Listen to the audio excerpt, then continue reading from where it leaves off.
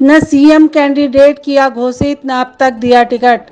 मध्य प्रदेश में मामा पर मौन बीजेपी, अब कौन सी चाल चल रही है?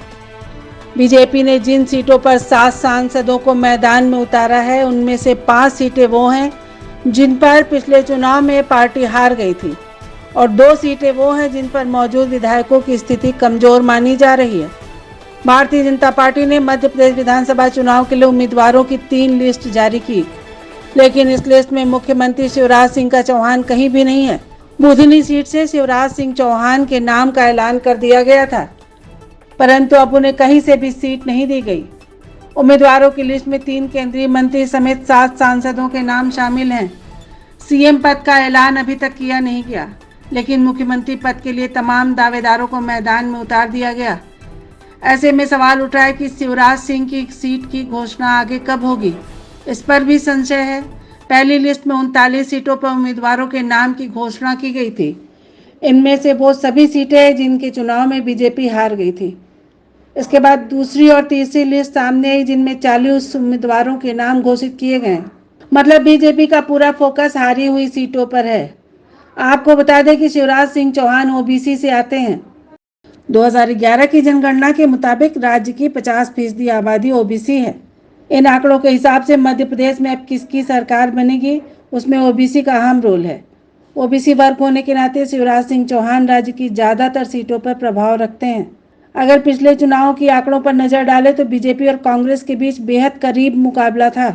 वहीं विधायकों के वोट बैंक पर नजर डालें तो पिछले चुनाव में बीजेपी के 17 विधायक सिर्फ 1% से कम वोट के अंतर से जीते थे। शिवराज सिंह चौहान ओबीसी चेहरा है। इतने लंबे समय तक उनके मुख्यमंत्री बने रहने की वजह एक यही है। वहीं कांग्रेस के पास ओबीसी का उतना दमदार चेहरा कोई नहीं है। ऊपर दिए गए आंकड़ों से साफ है कि पिछले चुनाव में कांग्रेस ने बीजेपी को कांटे की टक्कर दी, इसलिए पार्टी इस बार किसी भी तरह की गुंजाइश नहीं छोड़ना चाहती। बीजेपी 7 सांसदों को जिन सीटों पर उतार रही है, उनमें से 5 वो सीट हैं जिन पर पिछले चुनाव में हार चुकी है। अब बात करते हैं बीजेपी में गुटबाजी का। बीजेपी ने यह जो दांव चला है तो उससे फायदा होगा या नुकसान, या तो चुनाव से पहले गुटबाजी ही नुकसान कर देगी। दरअसल शिवराज सिंह चौहान और ज्योतिरादित्य सिंधिया का पहले से गुट है।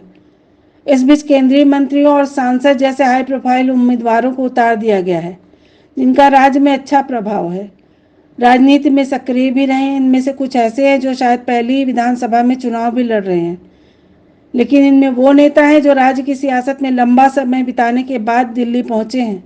अब चूंकि एमपी में बीजेपी के इतने सारे गुट हो गए, तो अब सवाल यह है कि क्या चुनाव से पहले गुटबाजी ही बीजेपी को नुकसान करेगी या इन सब के बीच मची होड़ बीजेपी को फायदा पहुंचा देगी।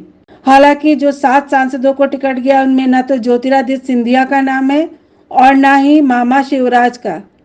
देखने वाली बात है कि यह दोनों अब मुख्यमंत्री की दौड़ से बाहर है, तो तीसरा कौन ऐसा व्यक्ति है जिसे मुख्यमंत्री की दौड़ में शामिल किया जाएगा।